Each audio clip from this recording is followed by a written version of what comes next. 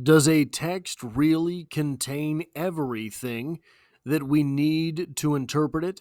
Does it have every detail that we need to make sense of it, to understand it? Or are these things sometimes left extraneous to the actual words on the page? Welcome to Strip Cover Lit, where we squeeze the bigger picture out of literature. I'm Adrian Ford, and we are here for another poetry discussion. A poetry discussion which will appear in two different playlists here on the channel. Number one being the poetry discussion playlist. Number two being the Emily Dickinson playlist, a playlist of videos dedicated completely to the greatest poet of all time. Today's poem, Will There Really Be a Morning, is a poem that I think we might have to journey off the page in order to really appreciate. The poem in question reads as such: Will there really be a morning? Is there such a thing as day? Could I see it from the mountains if I were as tall as they? Has it feet like water lilies? Has it feathers like a bird? Is it brought from famous countries of which I have never heard? Oh, some scholar, oh, some sailor, oh, some wise man from the skies, please to tell a little pilgrim where the place called morning lies. Now, I want to share something called PostStructuralist Criticism. This is a definition of that school of thought. Post-structuralist criticism, influenced by thinkers like Jacques Derrida and Roland Barthes, challenges the idea of stable meaning in texts.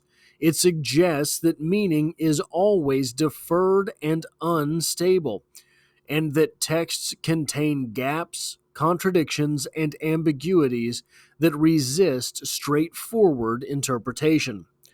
Post-structuralist critics might argue that understanding a poem involves uncovering these complexities, examining the inherent contradictions, and exploring the interplay of language and power dynamics between the literal words on the page. Now, I am not necessarily a post-structuralist, but I think there is always room for different forms of thought in literature. That's what literature is for. Literature is for us to try on different thought processes, different hats, different types of individuality. We live through these things on the page. We live through the criticisms associated with these things. And here's what I want to talk about. This poem, the first line here: will there really be a morning? Now, this sounds almost silly, almost nonsensical.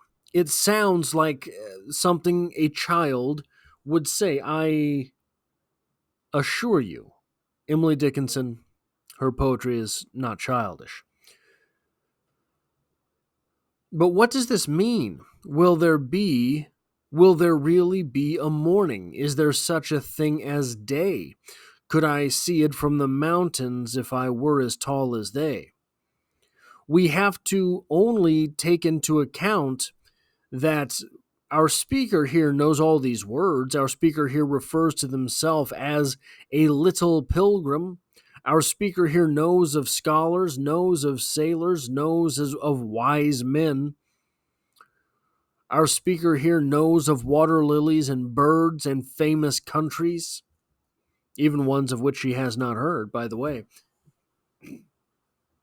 So our speaker here is no dum-dum. Our speaker here is no child. Our speaker here knows what a morning is.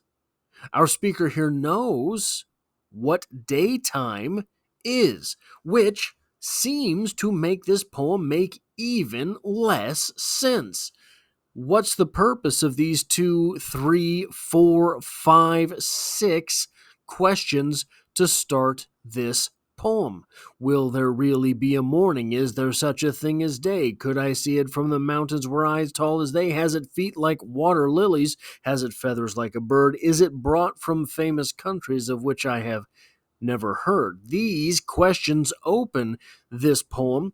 Our speaker undoubtedly knows the answer to these questions. Our speaker knows there is such a thing as morning. Our speaker knows there is such a thing as day. Then why ask the questions? Because this poem is about something that absolutely does not happen on the page. This poem is about some other thing that feels larger than life. We've all been in these situations.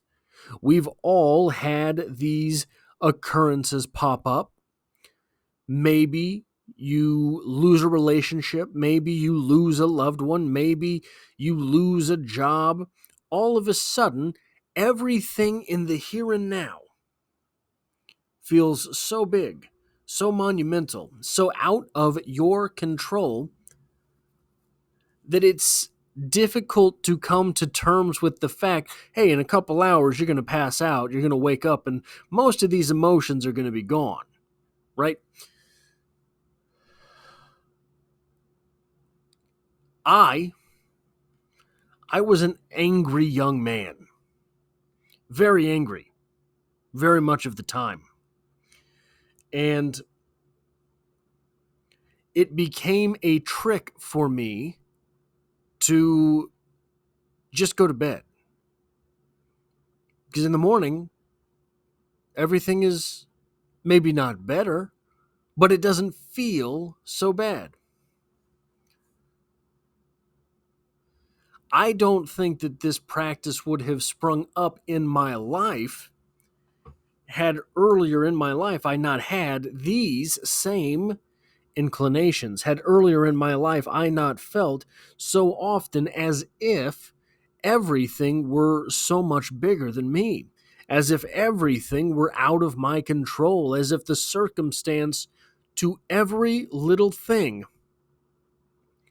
was monumentally consequential.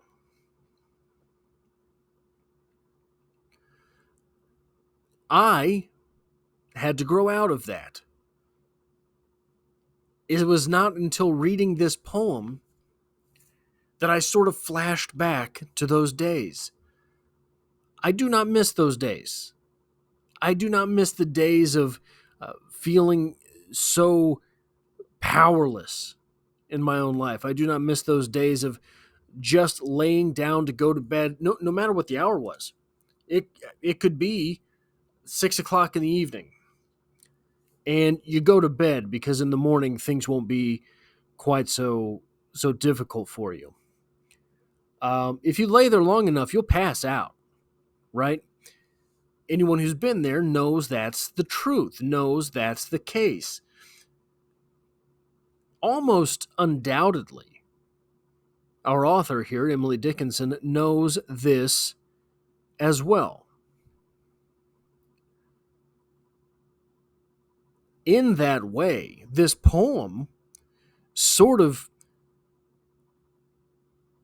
is almost like a bedtime prayer. You lay down for bed and you say your prayers, right? This poem, and it's a prayer's not quite an incantation. An incantation is something that you sort of rock and say it over and over again, right? A prayer is something a little more straightforward. It is not a meditation on the thing. It is not a meditation on the words. It is not a meditation on the language. A prayer is something that pops up with a bit of dialogue sort of inherent to it, right? If someone is praying, they are asking for some type of reciprocity from whatever God it is that they worship. Here we have in this poem reciprocity expected.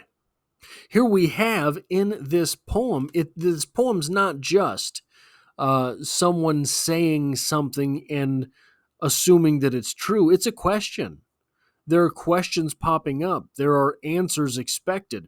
This is sort of like a prayer that, look, it does not feel right now as if tomorrow will exist. Will there really be a morning? That's all I have for this poetry discussion. If you like or appreciate what it is that I do on the channel, hitting the like button really does help me out, as it tells YouTube to share this video with other literature lovers. There's poetry on the channel every Monday, so if you are not subscribed, consider hitting the subscribe button to stick around for more poetry in the future. We're currently reading short story by short story through Ernest Hemingway's Finca Vigia collection. We just finished Dubliners by James Joyce. We're going through Carrie as well by Stephen King.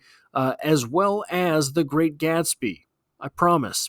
So if you might look forward to any of those things, consider hitting the subscribe button and sticking around for more. And as always, I hope to have you back for the next one.